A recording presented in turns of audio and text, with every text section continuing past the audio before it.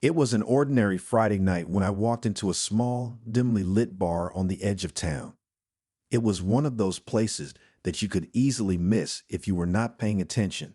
The building was old, with weathered wood and cracked windows. The neon sign above the door flickered intermittently, casting a pale, eerie glow onto the cracked pavement outside. I had heard rumors about this place, but I never thought much of it. The bar was known for being old, having been built back in the late 1800s, but what truly made it notorious were the unsettling stories that had been shared over the years. One story stood out to me, the tale of the bartender who had gone missing one night.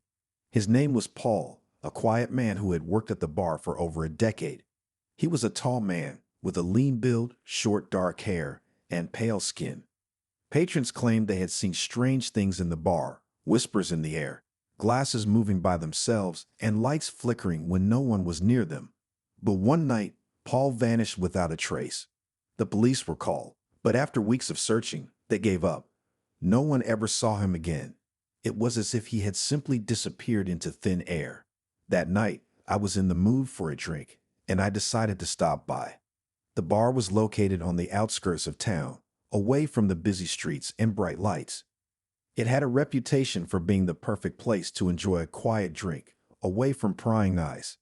As I stepped inside, the door creaked loudly, and I immediately noticed how quiet the place was.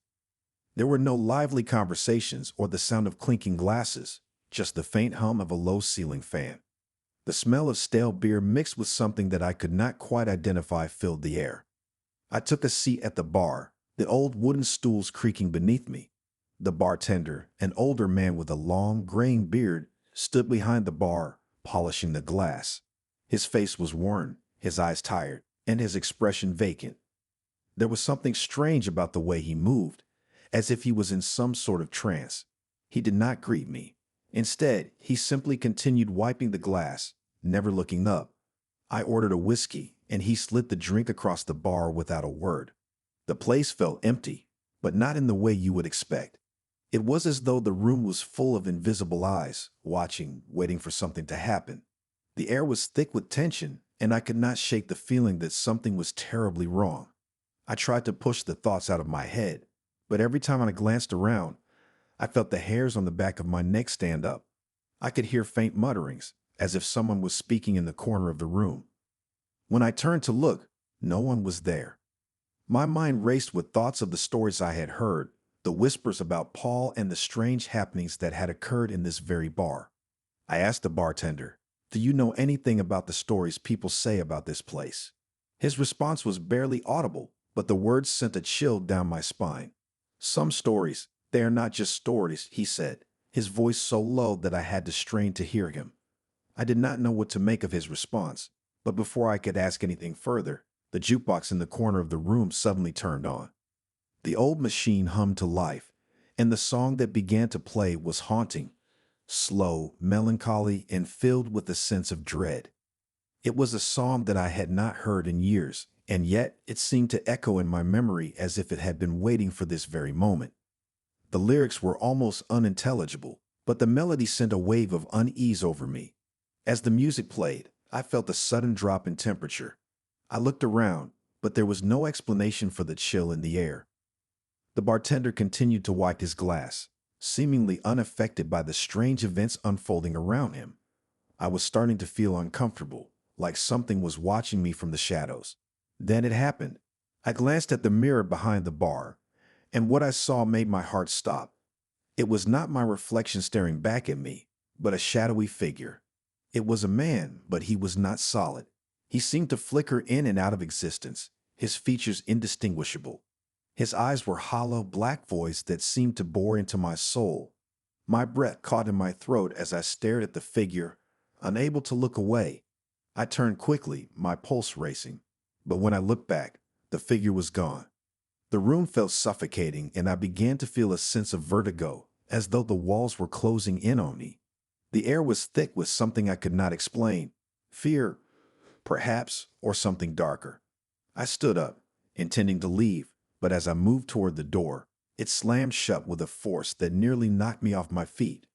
The sound of the door hitting the frame was deafening, and I spun around, panic rising in my chest. The bartender had not moved. He was still standing there, polishing his glass, as if nothing had happened. I tried the door again, but it would not budge. It felt as though something unseen, was holding it shut. I turned back to the bar and noticed, for the first time, that the other patrons were staring at me. They were not speaking, but their eyes were fixed on me, their gazes unblinking. I had not noticed them when I first entered, but now it felt as though they had always been there, watching, waiting. I asked the bartender, my voice shaky, "Why is the door locked? Let me out." But he did not respond. Instead, he smiled at me, a thin, unnerving smile that did not reach his eyes. I could feel my heart pounding in my chest, the sweat starting to form on my brow. It was then that I heard the whispers. They were faint at first, but they grew louder. It was as though the entire bar had come alive with voices, each one more distorted and disjointed than the last. I could not make out the words, but the sound was enough to send a shiver down my spine. The bartender spoke again, his voice a low, rasping whisper. "Some stories, they are not just stories," he repeated. I did not understand what he meant, but before I could process it, the jukebox played another song, this time faster and more frantic. The room seemed to spin as the music crescendoed, and I felt a sense of dread that I could not shake.